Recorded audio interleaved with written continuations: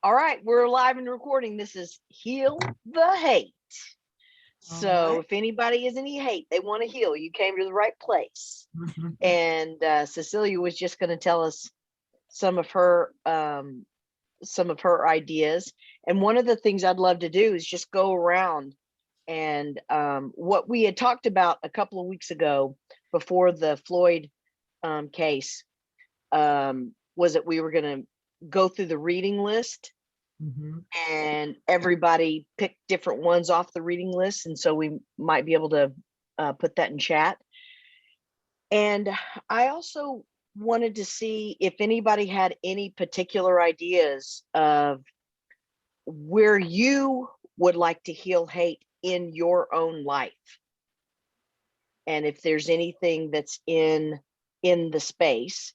And Cecilia, you were going to say what your ideas, and we're just going to kind of go around and let everybody have some space, and we have some time to bring it. Yeah. So Dr. Bettina, I heard you say Dr. Z. I don't. So have Yes, we same met person. before? Okay, I can't remember. So she's been on. I've missed one, but she's been on before, I think right? so. Okay. Dr. Z, haven't you been on here with us before for Heal the Hate? Yes. Okay. Yeah. So maybe, yeah, I've just drawn a blank, or maybe it was the one I wasn't on, or whatever. So okay, all right. Just like to know a little bit about who I'm talking to. Although I did something like this with a much bigger audience, I didn't know who I was talking to, so I don't know why. But it's such an intimate group. I wanted to know. So two things. One, I remembered when we left off when Bill said, well, how can we do anything? What can we really do?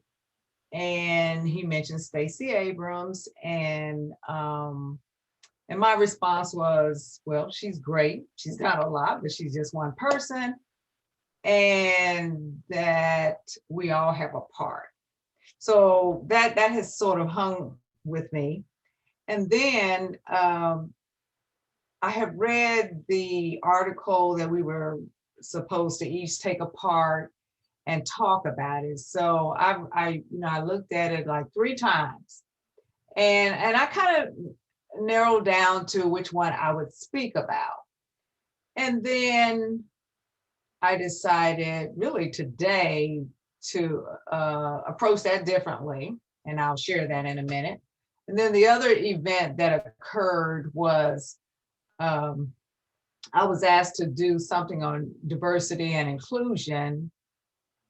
This month, April was or is this last day, but diversity and inclusion month for the Air Force. And so I was asked to be a speaker, and I did that a couple days ago. And it made me, reflect on some things. It was about, someone told me, because I was only in a room with a few people, but mostly everybody was on Zoom, but someone said it was about 100 people. But anyway, I got the feedback. It was, pretty good. I didn't even get a chance to finish because I had an hour, and I wasn't trying to do all the talking. I was trying to facilitate some discussion. But the thought was, again, centered around what can really anybody do. And so I actually brought up this group and what we're trying to do, but I also brought up a question that occurred maybe 3 meetings ago that we have not come back to, but I'm going to share my thought about it, which is all encompassed in what I'm thinking about. So Okay. I don't have any order about this. I don't have an outline here, but anyway, like I said, I just kind of came to this a little bit ago. So first of all, when I look at the article, and actually there's 2 articles, one on microaggressions, the other one is on unconscious bias. And those are 2 excellent articles. I really think everybody should read them, and really read them more than once. but can They're, someone? Ariel, they're on the Heal the Hate page. Ariel was asking where she Oh, can okay. find those Yeah. articles. Cecilia, do you have access to be able to post the link in chat? Do you have it pulled up? I don't. I don't. Yeah, it would take me a minute. I don't have it pulled Okay. up, but yeah, let me just kind of talk through my idea, and we'll see if Okay. we really want to do that. I really decided that those are educational things, Mm-hmm. and that so what I have decided is I'm on a journey, and my journey is DEI, diversity, equity, and inclusion. My journey is to first and foremost educate myself and to be the representative. My title of what I presented was called DEI Avatar. I said I am developing a DEI avatar. And so I went through my journey of the last few months, a little bit of my background, shared some of that. But the point is that we do have a lot of access to documentaries, books, the two articles we're talking about, forums like this. And I can tell you for sure, there are people who push back on doing this. It's really a willingness to want to come together. Okay. So kind of put that in on the sidebar.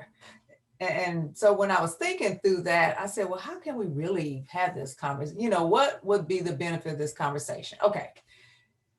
So then I went back to, there was a question you asked, Dr. Beth, and you said, asked, okay, and I think it was, I don't know if it was just me and my sister or maybe this other, I think it might've been three of us on phone, Black people. And you said, what is it about white people that you don't like? And I know we never answered that question. Mm-hmm. And I brought that question up as an example to say to the group I was talking to on Wednesday. I said, you know, for me, that was very off-putting because it put me on the defensive. And I Mm-hmm. I can said, the see whole that. thing about diversity, equity, and inclusion, when we want to talk to people, we want to listen to people. And, you know, for the most part, hopefully we're listening. And there's a lot to listening. And so I didn't say anything to that at the time, but I'm bringing it back to you to say that was a good example of how not to have a conversation with somebody, meaning you don't want to put people on the defensive, because I felt like it puts me on the defensive. And so, and put yourself in what I'm saying, Dr. Beck, and tell me if you feel what I'm saying. No, I can totally feel what you're feeling. Okay, Yes. because you know, for Black people, we feel a lot of times we're on the defensive to justify all this, you know, because with all the diversity, equity, inclusion issues, at the end of the day, racism is the major one. And so, because the country was built on racism, people deny there's racism. We have a lot of opportunities to defend or just be silent. So what I said was, I need to bring that up for one. So, Mm-hmm. and that if I'm uncomfortable, it is incumbent upon me to speak to that.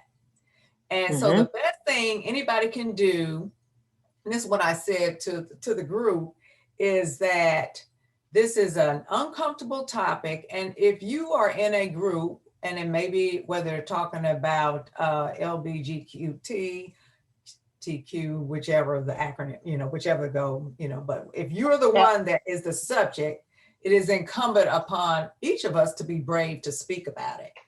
Although I also believe that, let's say you didn't speak about it, although I think you would, but let's say, because I've been in this situation where people have a comment, let's say I'm in a group and they don't speak up. Well, I will speak up.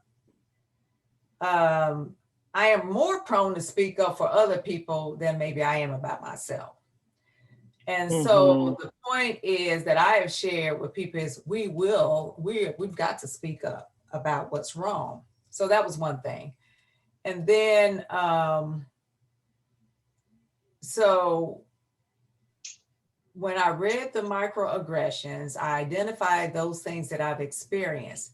But what I've learned is if you don't identify it right then, it's hard to just talk about it because it's almost nebulous. It's sometimes it's just, it's kind of a touchy feeling. It's hard to describe discrimination, And Right, right. so, unless people hear it at the moment, you really can't quite get there.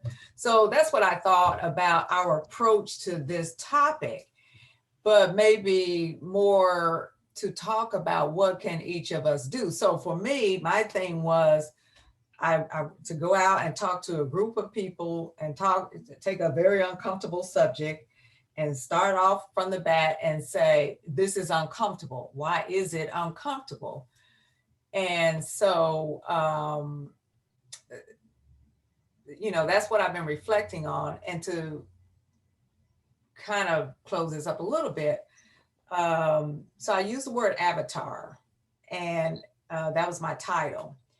And 2 days or last Saturday, I was listening to Kirk Whalum, and it was a concert he had done a few years ago. And the very last thing he starts talking about is the movie Avatar.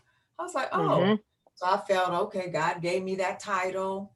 And the reason, and when I developed the DEI avatar, I changed my profile picture on Facebook, and I said it's temporary. But my point was, we can all develop a DEI avatar.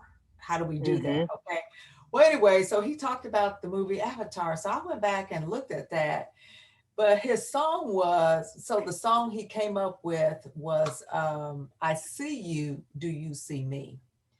And so for each person who experiences anything, it is that when you feel marginalized and aren't seen, is for us to speak up.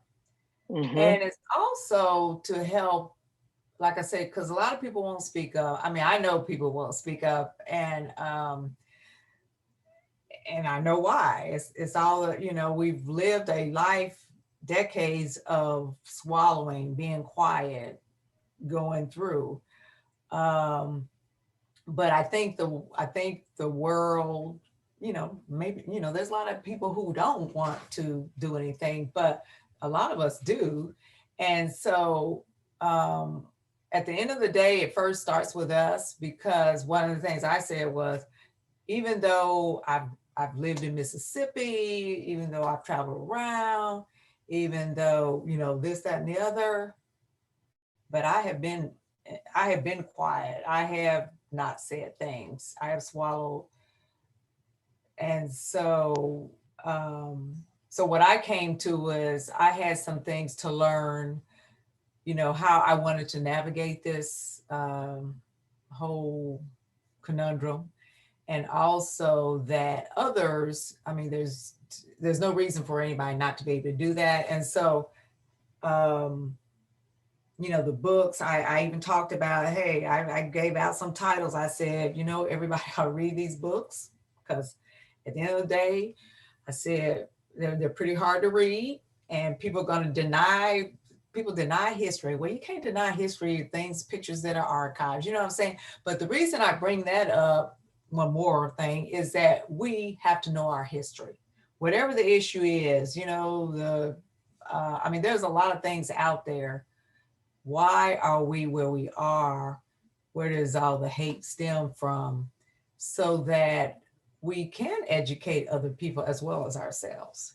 So that's kind of Yeah. where I thought to at least share that with you all, that maybe our approach is different. Sometimes we're looking for the big answer. We're looking for the big aha moment. We're looking for the plan. But I'm like, you know what? The plan is within us. And so um, that's where I wanted to, put that out to everybody to think about. Then they Well, can I come back want and share and ask a question. And I want to thank you. I mean, when we do say things, Dr. Beth, I mean, you give us different ways to look at it, to talk to other people. And, that's all part of it.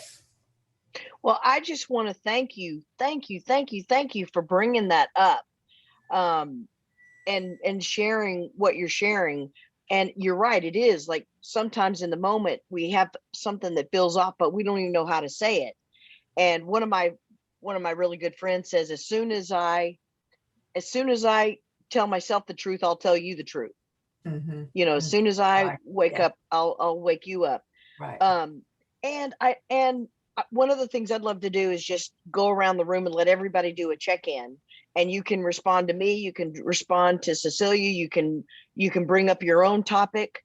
But my response is interesting, Cecilia, because I know that question is uncomfortable. And my intention is to not make it be off-putting. My intention is to create a door, but bring something up that is not normally, like one of the things I teach in my work is, I double dog dare you to tell me no. I double dog dare you to be in your bodacious self. So I encourage people to feel those feelings and name them out, feel those feelings and act, so you don't act them out. So I still would love to know the answer. So I get that the question is off-putting. So here's my question to you. You know my question, you know my intention. Give me a better way to ask the question. Okay. Give me 30 seconds. My stove is noisy. Okay. And I just need to turn it off to say I'm done. I'll be right back. Okay, we'll get back to you. So Can you tell me what the question was, Beth?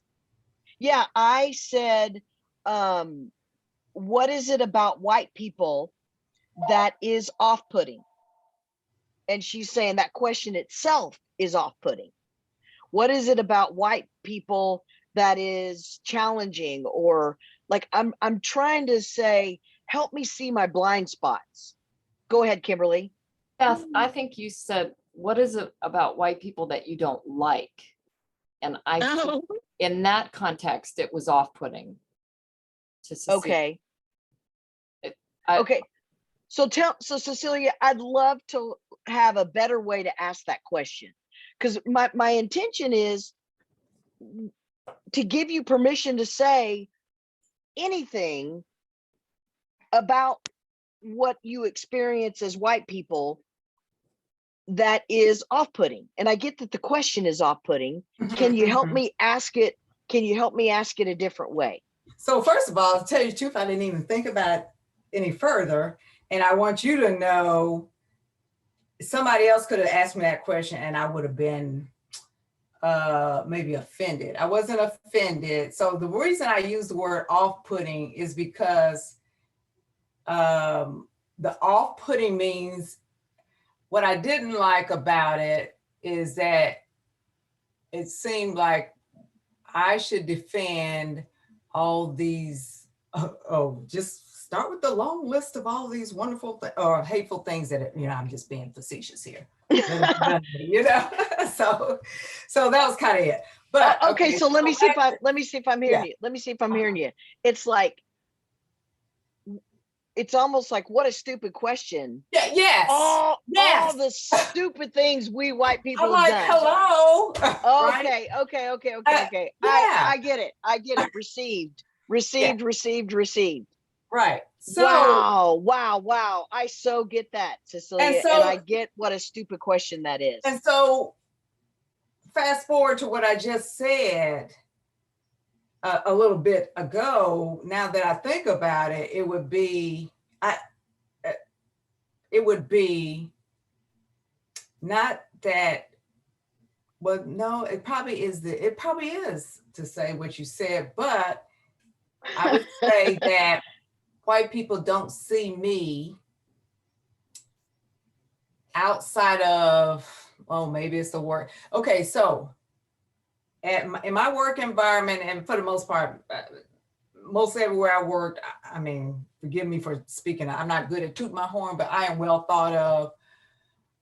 I know how to work with people. Bragging is good. I don't like to do that, but that's a true statement. but if I walk out and I go to the grocery store, I could see somebody that I know from work and they would look right through me.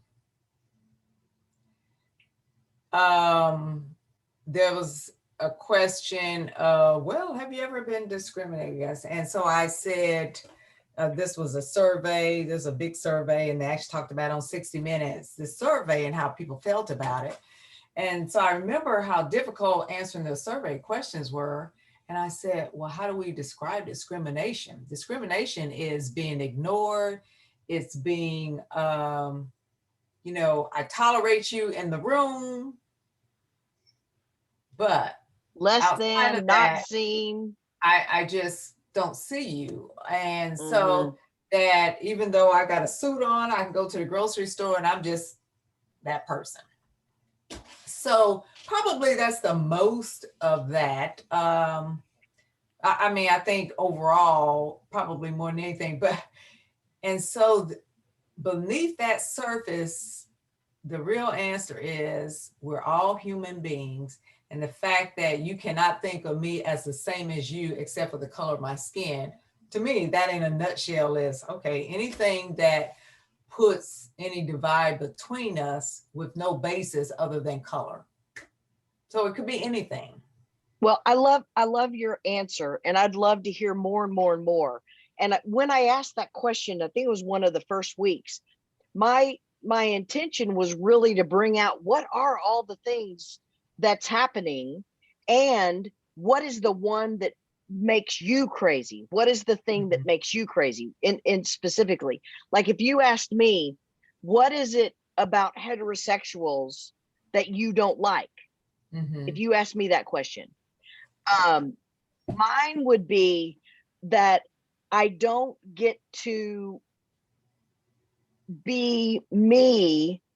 I don't get to be me. Like I don't get to kiss the person I love without making other people feel disgusted or uncomfortable or awkward. So I don't get to be me. So that's what I don't like about heterosexuals. So it's not about them. It's more about telling on myself. And what I've done this last weeks and weeks and weeks of all the movies I've seen and all the news I've seen, so much, I am so much more aware than when we started this Black Lives Matter. I can't even tell you. When I may have said this last meeting, I mean, I've just cried and cried and cried of how ignorant I have been and how I thought I was more aware than I was. And I'm having to be super compassionate with myself of what I didn't know that I didn't even know that I didn't know.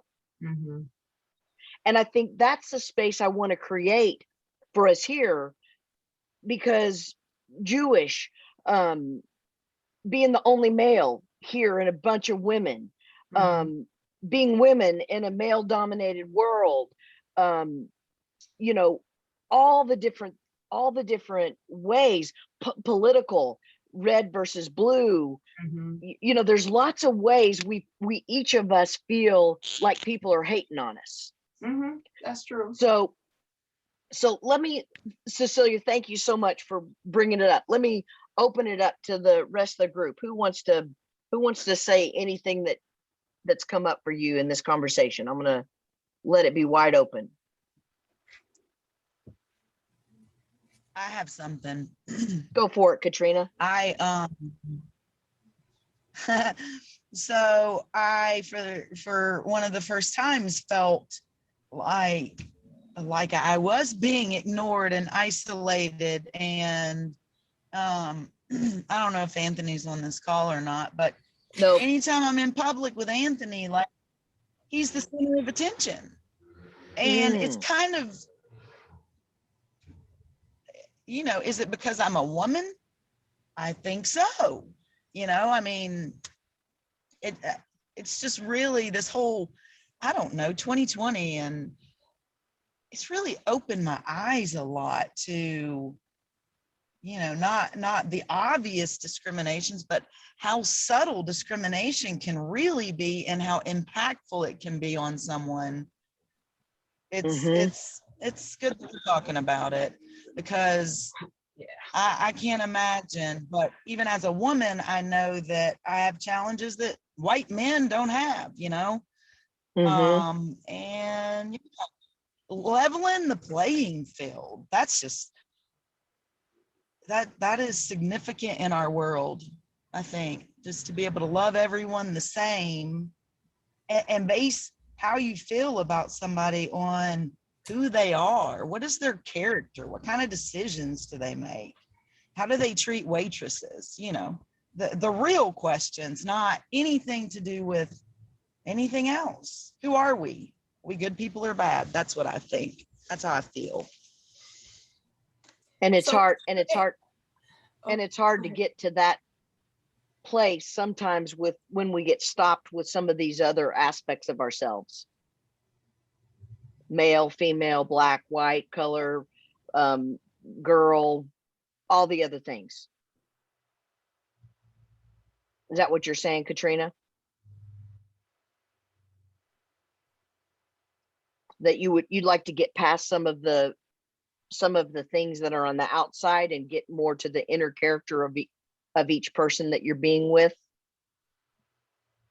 Absolutely. Yeah. Yeah. Thanks. Who else wants to speak up? Anything that's coming up for you?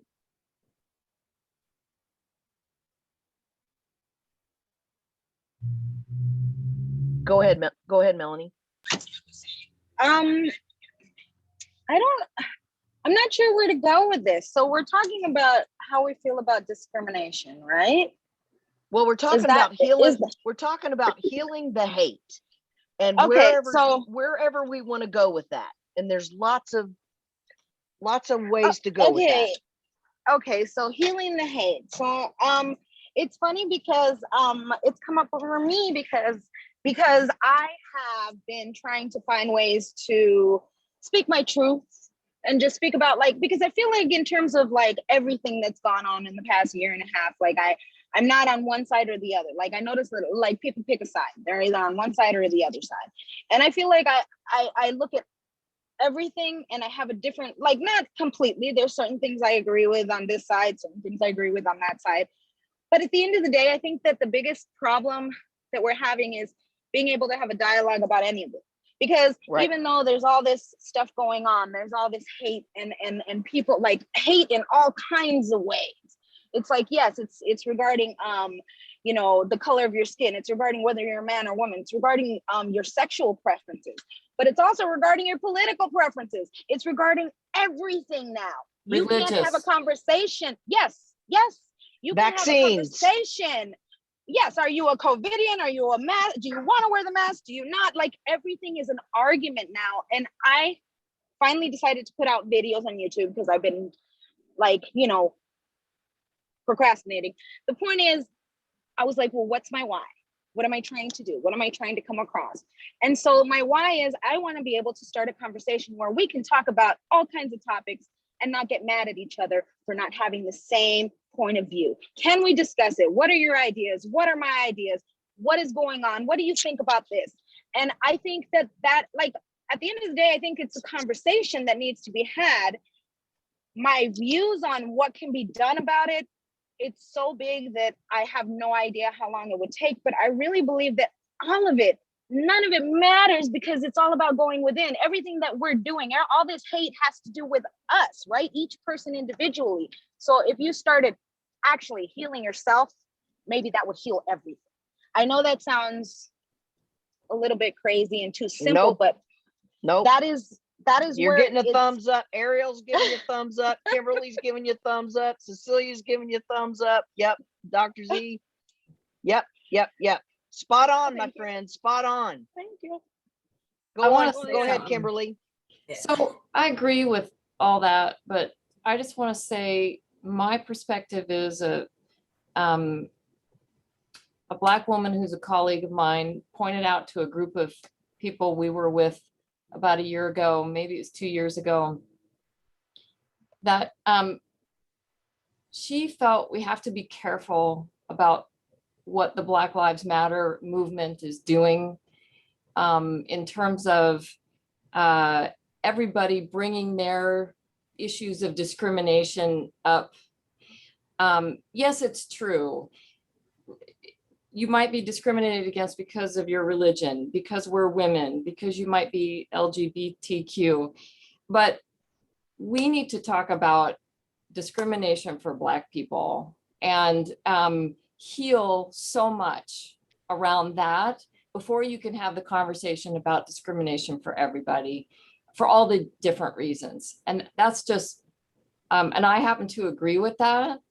And I feel like if you've done somebody wrong, if we've done a group of people wrong, if you've done something, if you've done wrong by a loved one, you have a lot of groveling to do and a lot of trust to build. You can't just say, okay, I'm sorry, and I'm going to do better.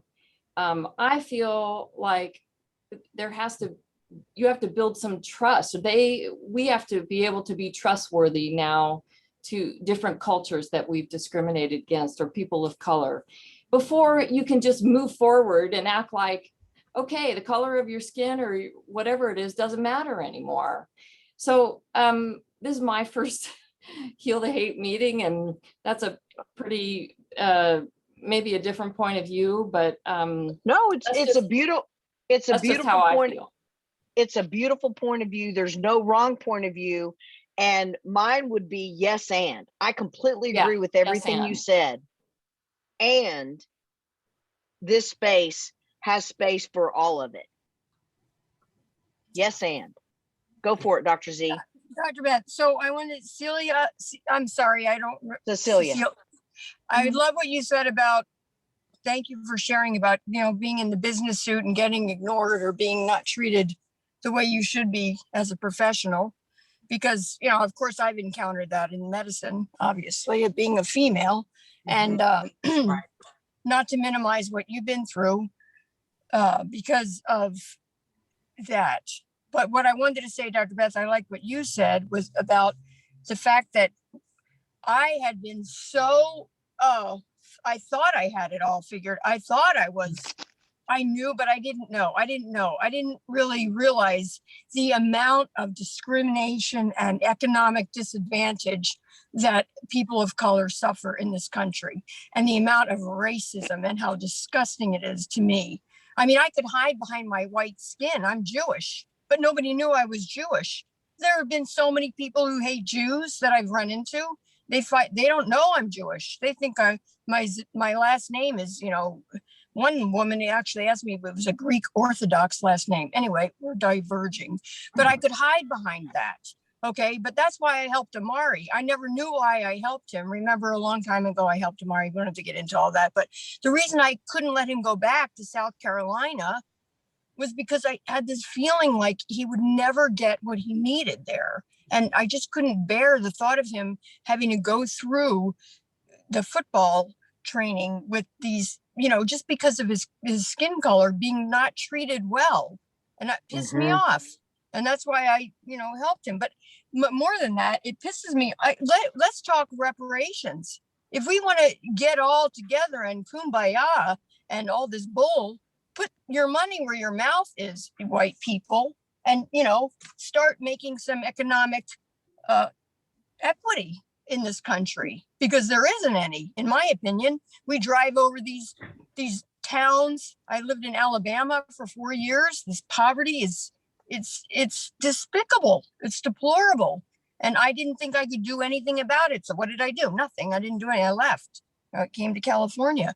But anyway, I think that what this country really is, if they're going to really get it together in terms of the horrible way that people have been treated in slavery and gone up, and even Native Americans, and I'm not saying that the right way. I don't know what they want to be called anymore.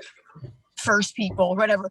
That's how this country was founded. I'm reading a great book by Chris Hayes, Days of Revolt, Days of Revolt,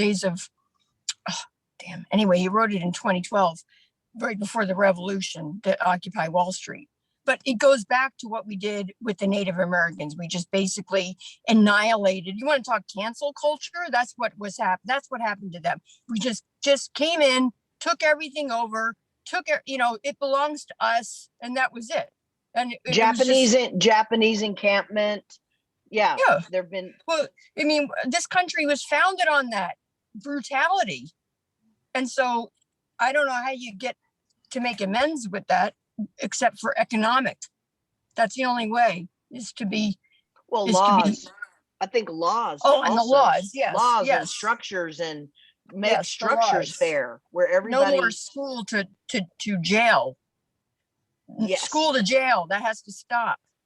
That has to just, anyway, thank you for listening. Thank you. I have to go and take a Xanax now. Okay.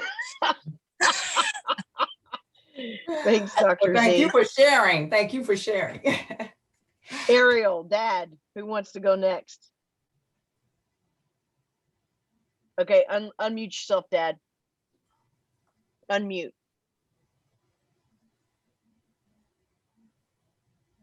Bottom left corner. Unmuted. Let's see, I had so many great thoughts and they were gone. I start listening to somebody else and all my good thoughts just go. I don't know what happens. But I need to be the first one to speak next time so that I can have some good thoughts. I don't know. I like the notion. I think Kimberly commented on maybe focusing on black-white issue or focusing on Black Lives Matter because there is so much oppression and bias and start so young. It's amazing. I was watching a movie the other night where one of the famous lines in the movie was a fellow was talking about the rivalry between Odessa and Midland, Texas. And this fellow said, our children are taught two things, to love the Lord and to hate Odessa. And that's pretty much what, in a lot of cases, football does.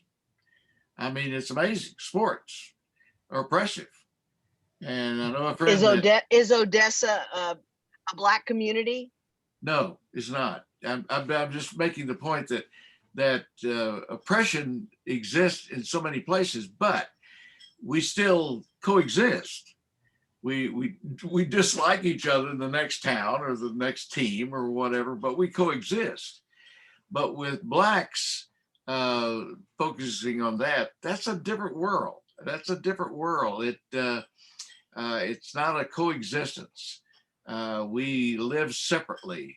We don't fraternize much. Even when I'm thinking that when back in 1950 something, 56 or 7, there was an effort. I remember in some of the churches, we just need to integrate our churches.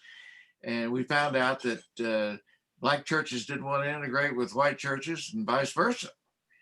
And that there were differences, and those were distinctive identity differences that various groups have. And so I don't know. I think you have to look inside yourself and ask yourself, why do I feel superior? If I do feel superior, why am I acting out my superiority? Why? What is it I'm afraid of? What is it that I'm afraid of with women taking over the country? Good night. That's scary.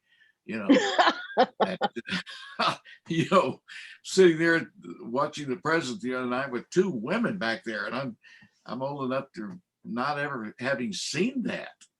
Never seen that. It's the same shock I had when I got on a plane one time, and there were literally 2 women pilots and 2 men flight attendants. And I thought, this is just screwy. There's something. How cool is that? Oh, I didn't know what to do. I didn't know whether to want more to drink or to get off the plane or what. Oh, you are going to have to be awoken before you die, man. Oh, I know it. Well, I mean, I think the longer you live, the more you come in touch with your upbringing and your this is the way it is. But I find it challenging. I kind of leave the house sometimes thinking, okay, I'm going to do something today that really says to somebody that I am not being prejudicial toward them, mostly Black. And, I look for things, I speak to people. I think that's a low level threshold beginning. I try to be friendly to all people. I look people in the eye when I walk past them. I try to look at them as individuals. I carry on conversations sometimes with Black folks deliberately for me as much as anything to really kind of get in touch with my knowledge and who kind of work on what I do. And I read things in that area. I look at movies and so on. I don't know. It's so slow coming. Boy, you just wonder if it will ever happen. I do believe that there's an energy now that I haven't seen in my lifetime, apart from the 50s, when integration really took hold in the public schools and so on. It does seem like there is an energy now where Blacks are not going to get out of the streets. They're going to stay in the streets. And if nothing else, they're going to. Isn't that because there's more than just Black people in the streets? Yeah, Right. yeah. I think Right. you're Right, Dr. Yeah. Z. Yeah. Have you noticed that, Dad? That the people that are on the streets holding the Black Lives Matter, I've noticed all the white It's people. everybody. Yes. Yes. Yeah. It's And very that- Oh That's yeah, what I mean, they- when I was in Hollywood, I went to one of there was a big one in Hollywood, and it was Black, white. I saw some people, Indian people, like with the full on, like I don't know the correct term for the clothing, but like they were Sorry. dressed in, yes. And like I was Sorry. just like, it was amazing the different people from different cultures that came out to support. Like, yes, there are so many people who are supporting. And it's a beautiful thing. Yeah, times are changing for sure. I put those in my windows in my house and in my business. Black Lives What? Matter for the movement. And you know what really pisses me off when people say all lives matter? Like Mhm. you don't get it. You're Right. gonna Yeah, Understand don't I this. get think it. I think that I don't think that they don't get it. I think that they feel bad. I'm not, I don't mean to dismiss what you're saying. Yes, I understand why you would say that, but I think that we're starting to turn it around. I think that's my fear. I know I could be wrong and you guys might not like what I'm about to say, but I'm like, I don't think that it's necessary to turn it around. And now everybody has to be hateful against white people, because I feel like somehow that's what's going to happen. I'm mixed. I'm a Black Russian Jew. Okay. Like I have everything in me.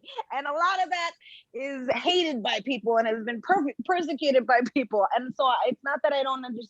I understand all sides because I've grown up with such a variety of different people. I have an uncle who's from Greece. I mean, like I just grew up with so many different people. And what I see, because I understand there's a reason to be angry, there's a reason for change, but there's not a reason to hate. And what is happening is now the hate is being turned on white people, and there's white people who hate themselves. Say it And- again. and White people that what themselves? that hate themselves now. Oh yeah. Oh yeah. And, They and- don't like. and I all hate people. being white. Yes, and so I feel like there has to be a way to create a change that isn't going to steer hate towards another race. Like it doesn't need to be that way. Yes, there needs to be something done. There needs to be change, but it irritates my soul when I hear people talking about like, oh, well, people need to get on their knees and beg for forgiveness and this and this and that. And I understand why people are saying it. It's not that I don't get where it's coming from, but it's still hate. You can't, what is the saying? You can't fix a problem with the same energy that created it.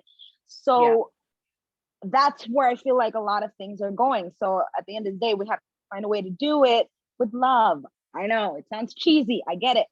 But No, there has it's to not be a way. cheesy. Not cheesy. And one of the things that I love about the Black Lives Matter movement is that it is so much love. like a lot of the things that I've seen where the police have turned on the Black Lives Matter groups, they have still stayed, prayed, singing. Not all of them, but the vast majority.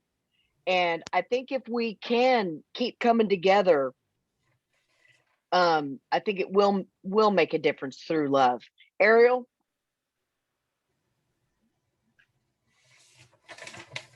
Oh, so many ideas of things that I can say. I don't know how many of them will forward the conversation here.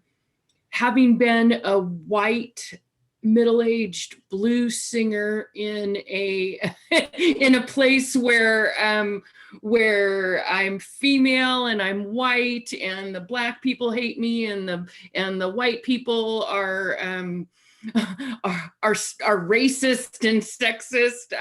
I understand all these perspectives, but something that I witnessed today really what makes me want to just say the same thing I said in the last meeting, that it's all about self-love. So Melanie, I'm sorry you think it's cheesy, but I'm going there. That's my, I'm sorry you think it's cheesy, but I'm still going to say that self-love is the only compass right now, because what person that doesn't, if there's a person that loves themselves, they wouldn't be discriminating and they would be having these conversations of inclusion, not exclusion.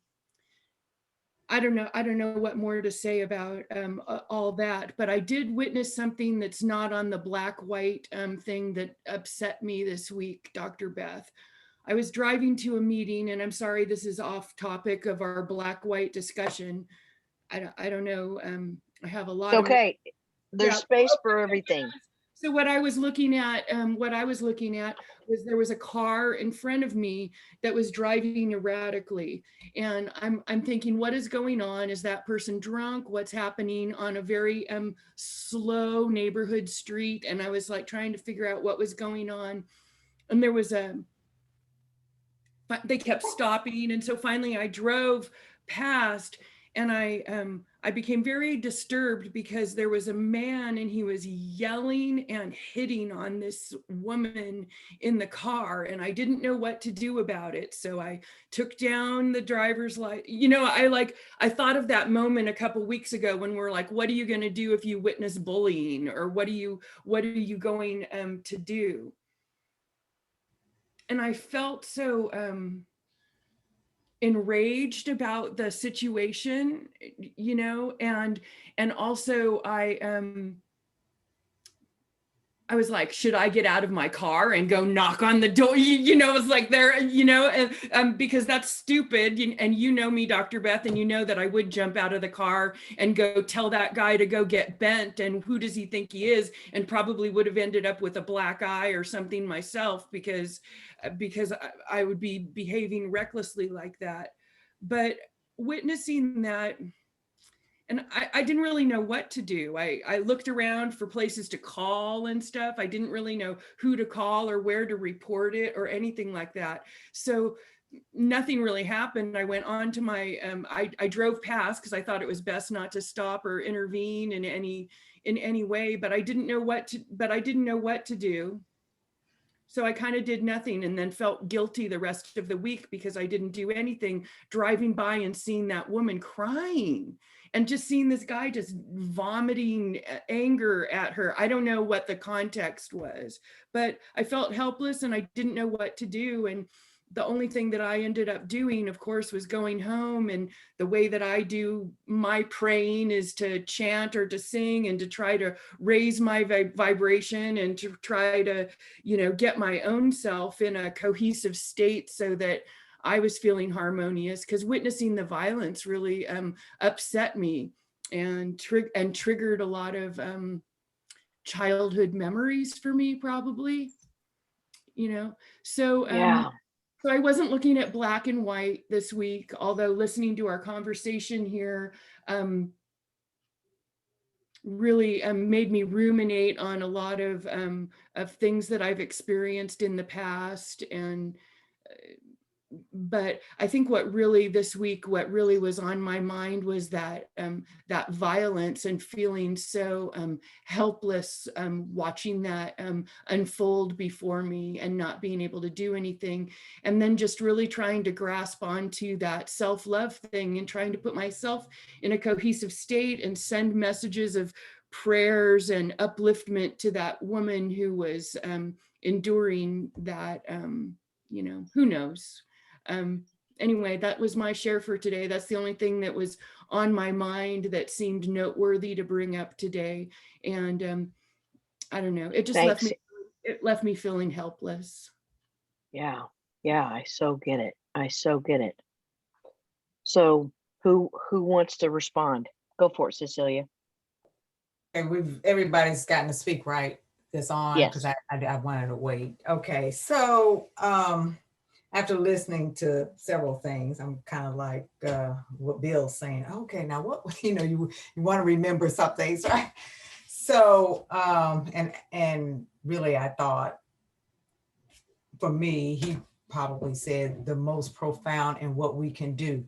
At the end of the day, for me, I still believe that education is very important. So we can feel what we feel, but too much emotionalism is driving stuff. So for me, if I've had a lot of emotion, I realize I need to be quiet and I need to be still and I need to pray for some calm, because when we act out of our emotions, we don't get it right a lot of times.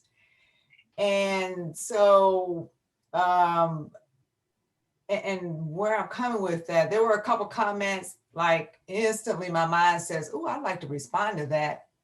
But my other self says, no, you're going to sit here and listen, because that's too much of people are just responding without stopping and thinking about what the person said, maybe why. And maybe I would, rather than responding to it, I would ask, okay, so I heard you say this. Why did you say that? Did you think about this? So that's an approach, okay? My other thing is, for my journey, what I said was, this is my quest. But it starts with one thing, and that is that we're all human beings. I know that we're all human beings. Now, some people may not know that. But at the end of the day, because I have love for myself, I know that we are all human beings and we all have basic needs. So we all foundationally are equal. So when people go off, whatever tangent they go off on, me personally, I'm not worried. I have, I have that as my foundation. And so I care about humans. You have to have some care, because if you don't care, you really aren't going to get there until you get that internal care. And so because I care and I realize that we're human beings and have basic needs, secondly, since I care, I really can't ignore these issues. I feel like I can't ignore diversity, equity, and inclusion. I can't just, close my eyes and whatever. It is very complex. Now, I think that if we're mindful and intentional about our thought processes, and just the more, okay, is whatever, 10 of us can multiply that with somebody else. I can go talk to one and they can respond to me the way I'm responding to them, and they can go do the same thing. It's a multiplier effect, okay? And that we can, on a one-on-one, help somebody see some things. I do believe, so I really appreciate Kimberly and Bettina's comments that, recognition that what is the biggest issue that we're being faced with. Now, I never ignore the woman part, because I am the woman that has had many things. I recognize, but see, I say women are super anyway. I'm all about supporting women. I do kind of what Melina does. I have a website. I'm I write about women. So the thing is, we're super anyway, even though we have all this other baggage. But the point is, it's sort of like, it's the woman issue. And Dr. Beth, I love the yes and. I love that, because what else is the other thing that goes with that, right? and what we as women do encompasses a whole lot of how we think and what we do or don't do. So it's for me, I'm the woman, but I'm the woman and the Black person, you know. There are too many things about what the country was founded on and what Bill is saying. If we don't ask ourselves, if we don't have an internal conversation with ourselves, what do I fear about that person? Why am I acting like this? What, you know, why am I going along with what these people are saying? I have no idea if that's true. If we don't, you know, if people don't take that internal stock, they won't get there. And so the self-love, and really, I've been kind of working in my mind the love part. Now, I mean, I'm not trying to make me anything more than whatever, but I do read and I do try to understand. And one of the things, my husband and I had this conversation, you know, about, you know, it says love everybody. What does that mean? So what I did, and I think you said this, Dr. Beth, because I made a note about it, was one day you said, you know, when we say we do things, it used to be for me, it's because it's the right thing to do. No, we do things because, I mean, we do it out of, doing something out of love sounds better than right, because now people don't even know the difference between right and wrong today. But love seems to have a different connotation to it. So I'm not going to accuse, like I heard Melanie, and I can't remember, I think she was responding to Tina. She said she had a different perspective than I do on All Lives Matter than my perspective. And so I know we have a different perspective. I'm not going to jump on it. We have a different perspective. Now we can talk about it, you know, quietly and, you know, kind of feel this out, you know, then that's the thing. And can we find the yes and there? Yes. Yes, Black Lives Matter, and yes, all lives matter. Right. But what we have to do with that is, what is the context that it's being said in? Because at that moment, it may mean one thing, but in a different moment, it might mean something else. And here's the other thing I would say, you know, there are well-meaning people who say things that they don't realize, you know, they're just trying to say something, you know, we need to discern those well-meaning people versus somebody just being flippant and throwing something back at you, you know. So well-meaning, you know, I'm going to take that differently. But the whole thing about racism is, you know, there's books out there. I don't know if anybody's ever heard of Michael Eric Dyson, who wrote a book. You know, he's kind of in a like a Sunday program format, but he says, you know, it's a sermon to white people. And so, you know, some people could take that very, what, you know, what do you mean? Why are you talking to us? Well, you got to go look in the book to see what he's talking about, right? We can't just take what, you know, put the wall up and defend against what we don't know. So to me, I think it's still that whole conversation, getting to know one another, ask somebody or say, well, this is how I interpret what you're saying. The lady who went through Starbucks and had called the police on these two Black guys, well, she wrote a letter to white people who mean well. And so, I mean, there's a lot of good ways to understand somebody else's position. And the Sum of All Fears says, no, it's not for Black people, it's not for white people. Everybody should read to understand why we are where we are today. Because I think that, you know, we in our own personal infinite wisdom think we can go out and solve the world. Well, we really can't, but we can do our part. We can try to understand, and we can try to read to know better so we can do better. And thanks, Cecilia. One of my ideas on everything you're saying is I love the inclusivity. I love your avatar. I love the way to bring in the yes and. I think one of the pieces that can be helpful in all of this is some tools and some techniques on how to be able to talk to each other. So one of the things I loved about what you did in the beginning of this call was you got vulnerable and you brought up something that was edgy, and that moves the conversation forward. You owned your reaction, you told the truth about how it felt, and you asked for what you wanted and needed, and you enlightened me. Mhm, mhm. So I think how to do that, that's my vision for this Mhm. group, is that we find more and more yes ands, we find more and more ways that if you're there and I'm there, how can we be in the same room and still lift each other up? Right, right, right, right. I agree. Mhm. And I think you do a fantastic job of that, Cecilia. I really appreciate your I mean, love. I do And believe in that. So, I mean, if I, I'm not gonna try to tear anybody down, but if I ever, I mean, I'm gonna be the first person to, oh my gosh, that's wrong. I'm sorry, but I mean, yeah, if we're not doing something to lift up someone when we're with the same space, then like I said, if you can't do it, then we need to be quiet.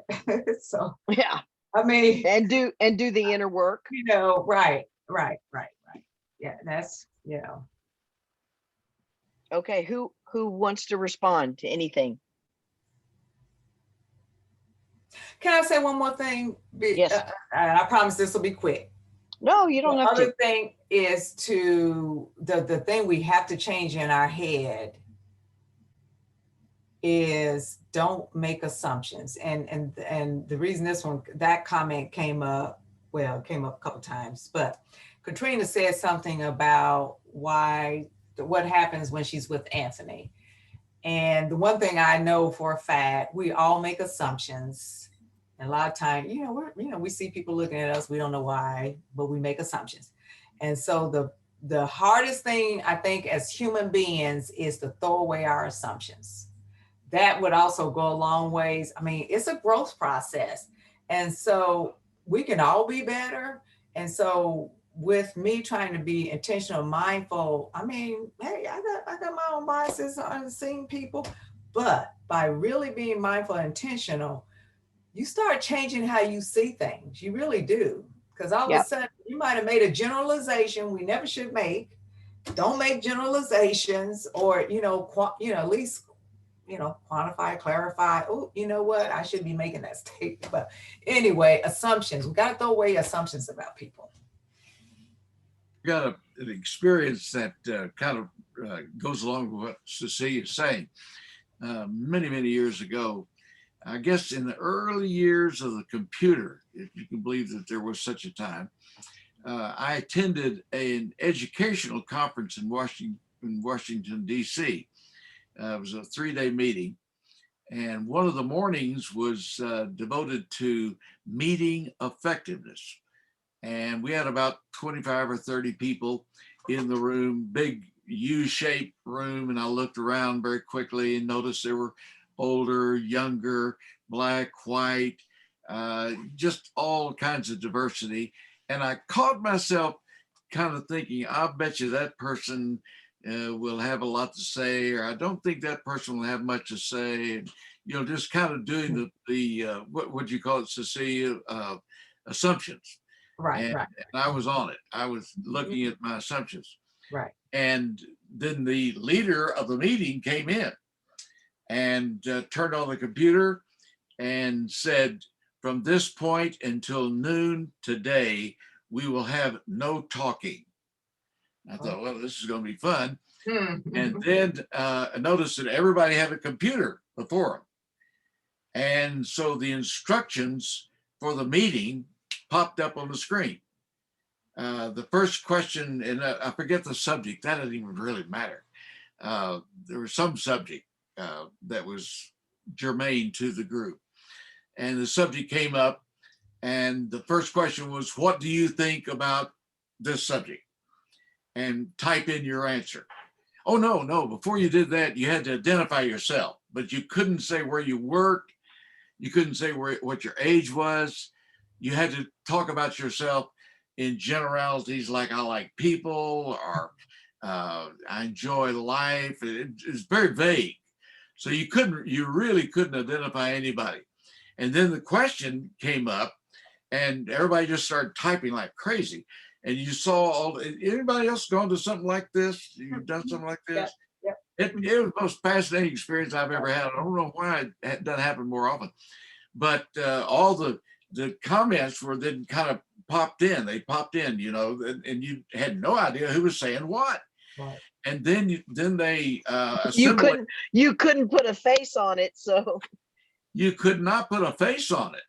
And the only one I could make out was the woman that went with me from that company where I was working, and she made some silly comments that I knew that was her. But other than that, and I thought this black guy right next to me might have been saying something, but I was wrong about him totally.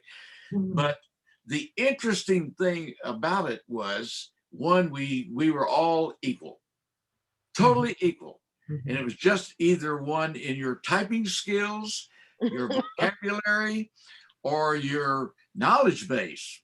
And it could be any one of those three, or maybe some other areas as well, that really stood out. And then we assimilated the data. We had ways to do that.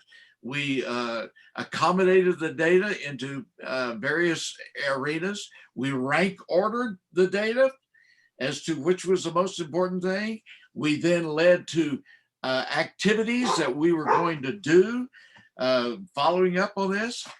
And at the end of the day, you got a typed copy of everything that was said. And any comment that anybody made, you had. And you have a volume of contributions. And it was the most freeing thing. And then we, after lunch, we came back and we talked about what that did to us. And we tried to guess who said what. Right, right. And there was one young girl. She looked like she was probably, I say girl, young lady, whatever. She looked like she was probably in college. And she was one of the best.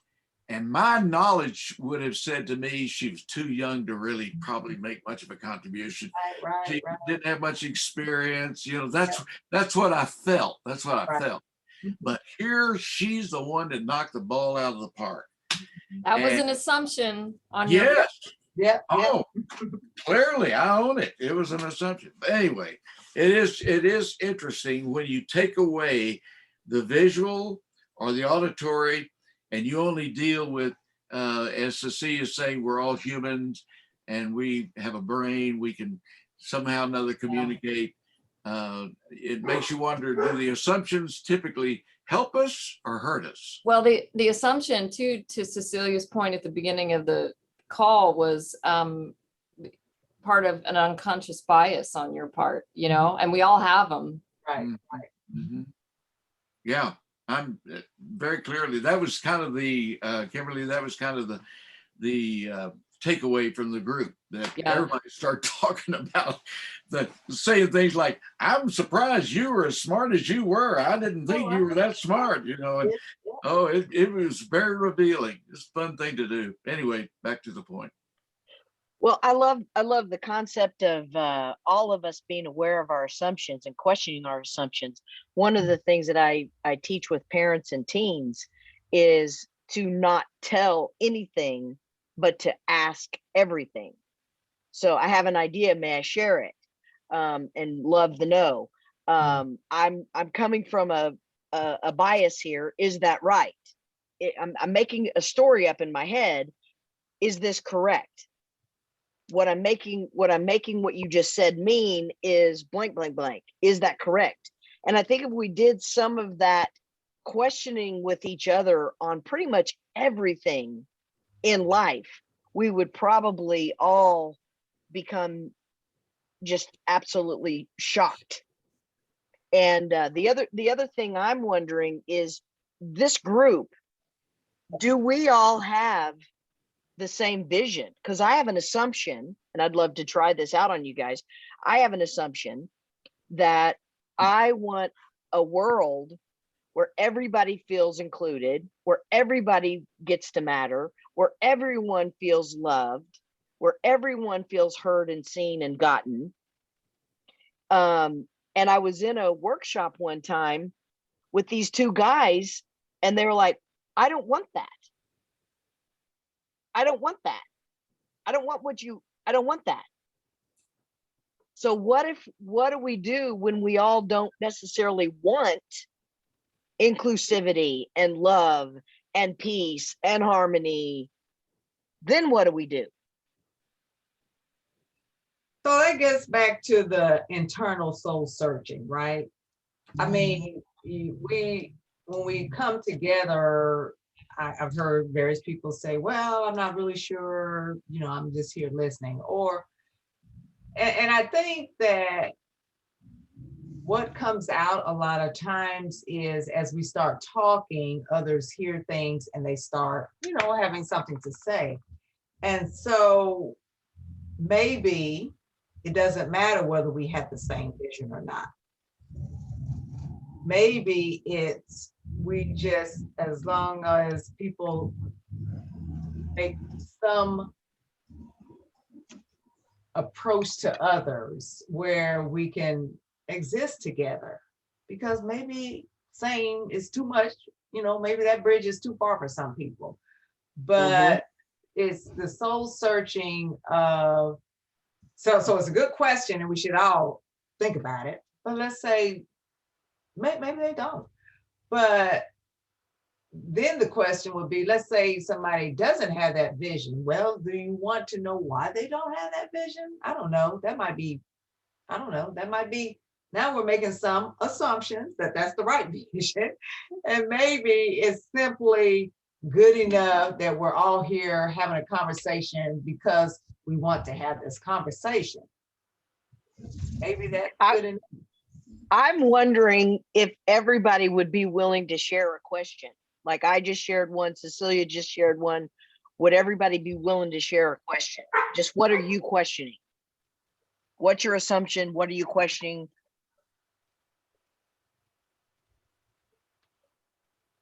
I don't know what I'm questioning. I think that part of it is we can't expect everybody to be on the same page about everything.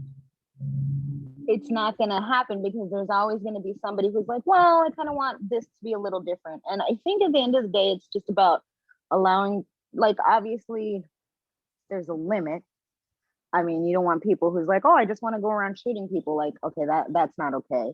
But I mean, you know, it's just what your vision is. Okay, you have a vision of the world, you know, everybody being included. And I think that's a beautiful vision. And I think that would be amazing. But what about people's internal condition? Maybe they're being included, but they may not feel that they're being included the way they want to be included. So what do you do about that? There's always going to be something. And I like that. I don't know. I like that question. So maybe they want to be included. All right, so I'm going to take that question. Somebody else ask a question. We got about 12 minutes. What other questions? I'm looking for real world opportunities to make a difference that I can control. Things I can do that make a difference in terms of Black Lives Matter. Okay, good question. Who else? Go for it, Katrina. I'm too stupid to have a question because. Hey, racy. Not allowed. Right. You muted, Katrina. I didn't mute you. Katrina, your thing muted. Dang.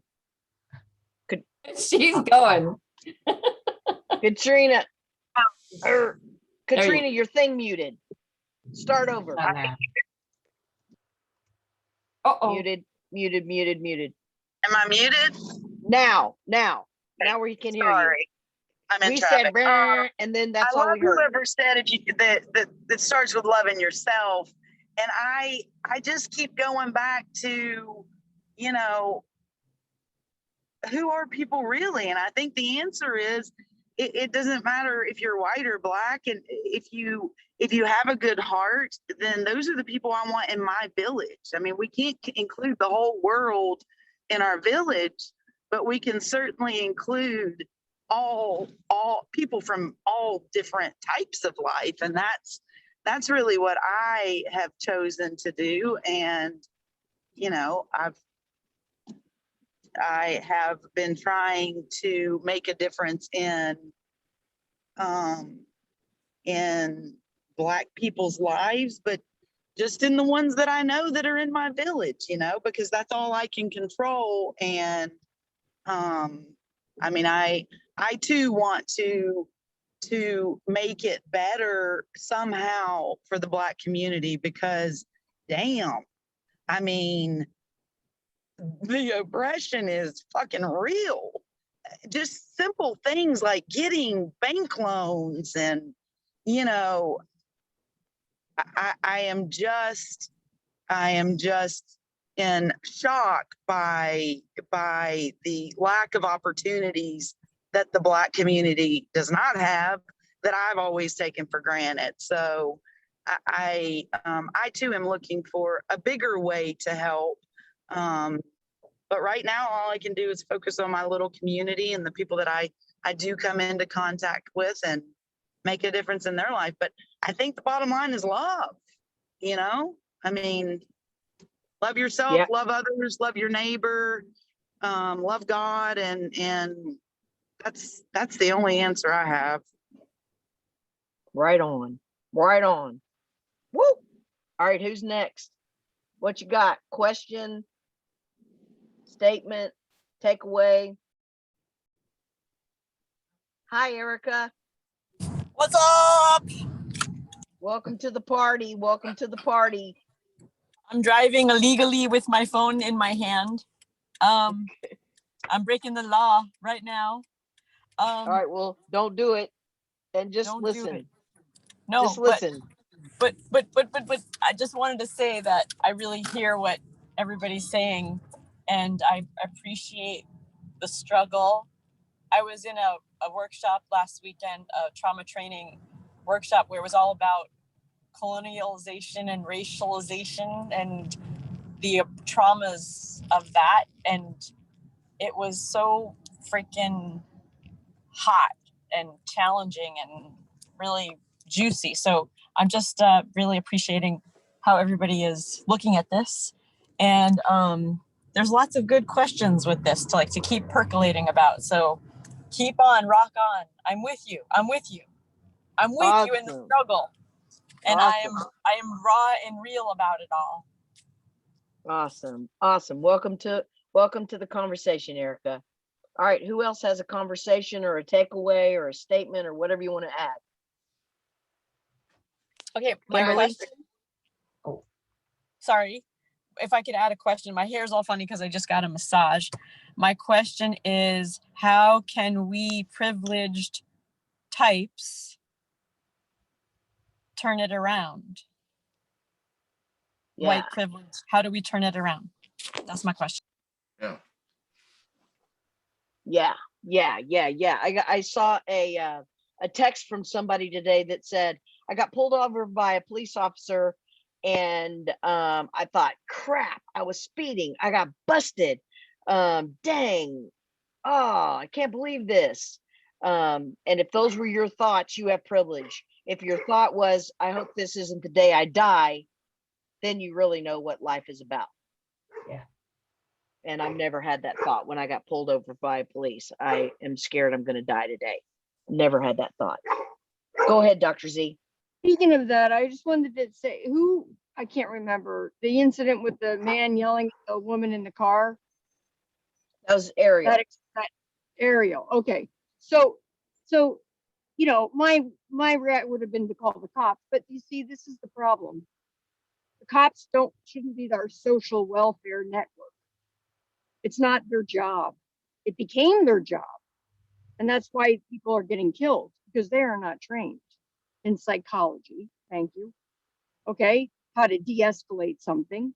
So this is what this society, it has to change. You don't want to, refund the police, refund it so that you give it to social workers and psychologists who go into a hot zone, a domestic quarrel with a backup, maybe in a car, but not with guns ablazing.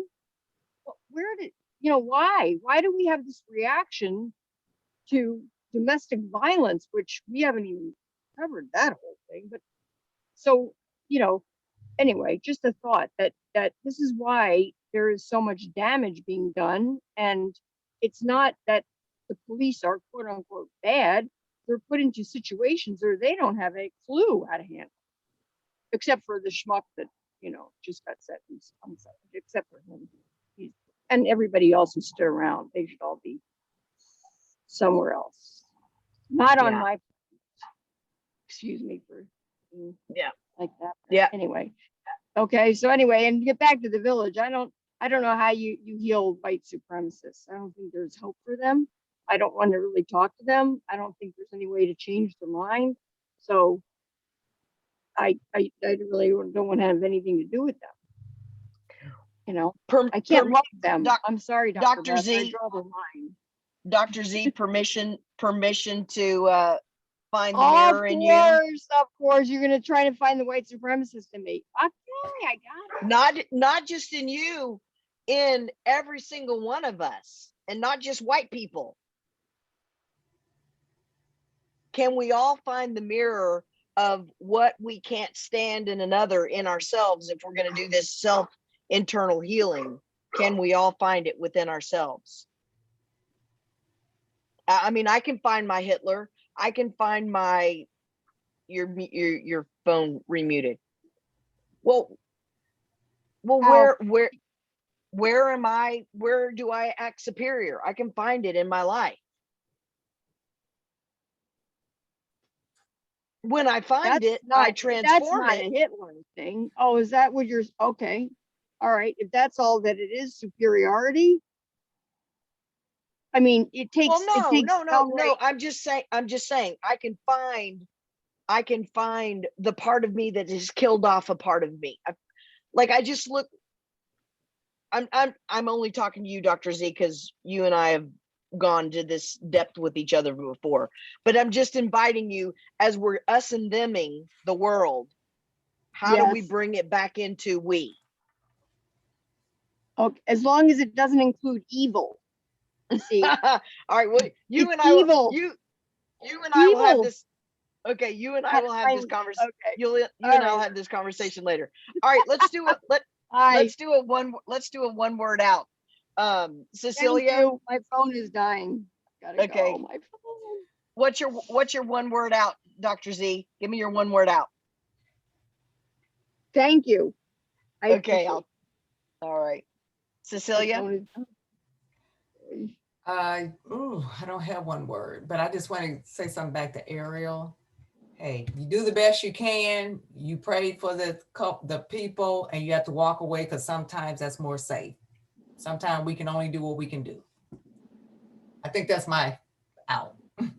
I'll take it. Nice, sweet. Ariel, what's your takeaway? You're out. My one word is going to be harmony, Dr. Beth, where everything can exist, but we just have it organized in such a way that it coexists, I guess. I'm gonna be singing the F chord, just saying.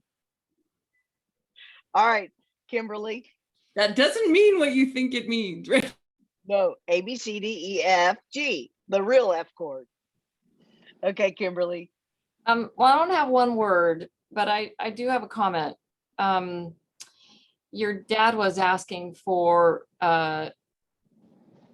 personal solutions on how he could make some changes. And for me, I want to say, for me, I feel it's a natural human tendency when you're in a group of people to gravitate towards others that look like you. I think that's a human tendency. And in order to stop doing that, I think especially white people need to, in a group, go try to make a conversation or with someone that doesn't look like them, or, you know, women with men or men with women, or people of color. And so that's not my natural tendency. And you know, when you're in school and you gravitate towards people that are like you and you end up in a clique, you don't like everybody in that clique. So it, just because it's a natural tendency doesn't mean it's right. And I want to say to anybody of color in this group, if you're a friend of Dr. Best, you're a friend of mine. So I don't know, I'd like to reach out and get to know you better. That's all. Make a more conscious effort to do that. Cool, cool. Katrina, what's your takeaway? Peace Peace, love, Sure. peace, please, and peace. happiness. Peace, love, and happiness. Melanie, what's your takeaway? I have no clue. I don't know. I guess it would be love. Love. Love is the takeaway. Love. All right, I'll take it. Erica, what's your takeaway, my friend? Bring the conversation. Bring it. Be willing to go there. I love it. Bring I it. love it. I love it. I love it. Okay, my takeaway is I'm just so grateful. I'm so grateful that you guys showed up and that we're playing full out and you're willing to sit in the hot juices of this uncomfortable stuff sometimes. And let's keep expanding our comfort zone to include everything that we don't understand and more. All right. Bye, everybody. We're going to go to the 2nd and the 4th. Kimberly, can she follow you online? We're going to be on the 2nd and the 4th Tuesday next month. So back to normal. All right. See you guys later. Bye. Don't forget to sign up on Hilda 8 if you want to have the recordings.